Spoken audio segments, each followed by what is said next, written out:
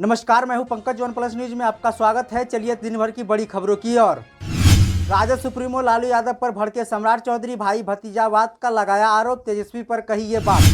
क्या हाजीपुर में विरासत बचा पाएंगे चिराग या राजद का कास्ट फैक्ट करेगा काम? पप्पू यादव राहुल गांधी की जगह किसे बता रहे हैं भविष्य? खुद रहे निर्दलीय मगर आस्था कांग्रेस में ही है। बिहार में शिक्षकों की और बढ़ेगी संख्या, नीतीश ने युवा को दे दी बड़ी खुशखबरी। बिहार के 19 जिलों में आंधी तूफान के साथ होगी बारिश। बिहार के उप मुख्यमंत्री सम्राट चौधरी ने लालू यादव के परिवार पर जमकर हमला बोला है। उन्होंने भाई भतीजावाद और पारिवारिक तुष्टीकरण का आरोप लगाया है। चौधरी ने कहा है कि लालू यादव सिर्फ अपने परिवार को ही सत्ता हस्तांतरित करेंगे, किसी भी अन्य नेता को पार्टी में महत्वपूर्ण पद नहीं देंगे। उन्होंने कहा कि भाजपा आम लोगों की पार्टी है। बिहार में उप मुख्यमंत्री सम्राट चौधरी ने पूर्व मंत्री लालू प्रसाद यादव पर तीखा हमला बोला है।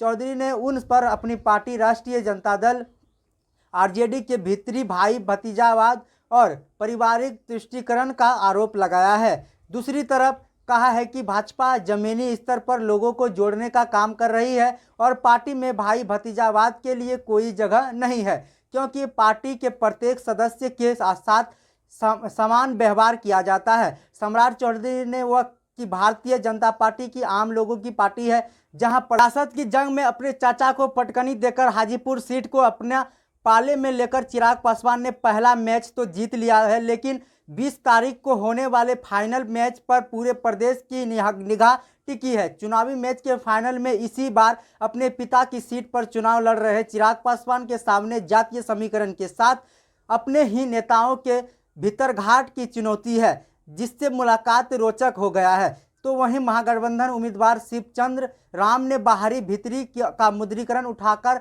लड़ाई को दिलचस्प बना दिया है। हालांकि 1977 से पासवान परिवार के पास रहे हाजीपुर सीट पर चिराग पासवान को उसके पिता द्वारा किए गए कार्यों और प्रधानमंत्री नरेंद्र मोदी का साथ मिलने से वह लड़ाई में अभी आगे चल रहे हैं। लेकिन बिहार की राजनीति में राष्ट्रीय जातीय आधारित गोलाबंदी को भी नकारा नहीं जा सकता है, जिस कारण राजद प्रत्याशी शिवचंद्र राम चिराग को कड़ी टक्कर दे रहे हैं।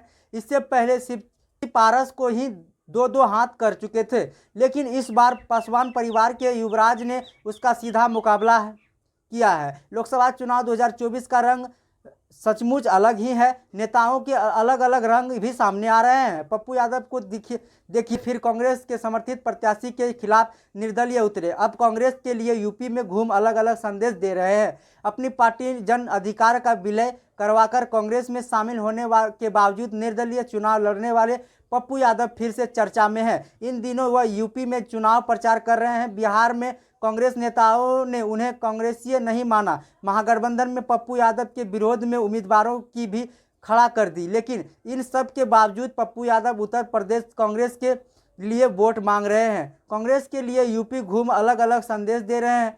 पप्पू यादव प्रियंका गांधी को वोट देने की अपील कर रहे हैं। पप्पू यादव ने कहा कि प्रियंका गांधी कल आपका भविष्य हो सकती है। वह आपकी बेटी है। जैसे आपकी बेटी प्यारी है, वैसे ही प्रियंका गांधी देश के लिए प्यारी है। हम हमेशा बेटी तक के तरह आपके पास आते हैं। इसके दिल में सबके लिए जगह है, इसलिए प्रियंका गांधी ने अमेठी चुना है। जब जब सोनिया गांधी को किसी ने गाली दी, तब तक कांग्रेस की सरकार बनी है। असम के मुख्यमंत्री ने दिल्ली में जिस तरह से उन्हें गाली दी थी, मुझे लगता है कि वह बेटी को गाली देने का मतलब है कि सर्वनाश होना। जिसने अपनी पति के साहत के बाद अपने बच्चों को और देश को संभाला, उसकी जितनी तारीफ की जाए वह कम है। वह देश की बहू नहीं, बेटी है। बिहार में मुख्यमंत्री नीतीश कुमार ने सिवान के बड़ा गांव में आयोजित रैली को संबोधित किया। इस दौरान उन्होंने एनडीए प्रत्याशी को वोट करने की अपील भी की, साथ ही अपनी उपलब्धि को लोगों के सामने रखा। इसके अलावा युवाओं से बड़ा वादा कर चुके। 2025 से पहले बिहार में 10 लाख युवाओं को शिक्षक बनाया जाएगा। सीएम नीतीश ने 400 का आंकड़ा पार करने की अपील भी की है।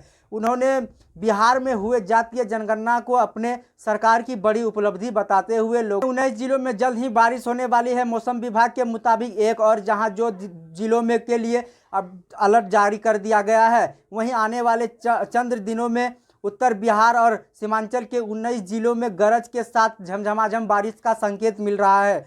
बिहार के कुछ जिलों में मौसम विभाग ने तेज हवाओं के साथ बारिश का येलो अलर्ट जारी किया है। मौसम विभाग की माने तो बांका और जमुई के कुछ हिस्से में अगले 2 से 3 घंटे में मेघ गर्जन के साथ बारिश और तेज हवाएं चलेगी। इसके लिए मौसम विभाग ने अलर्ट रहने का निर्देश भी दिया है।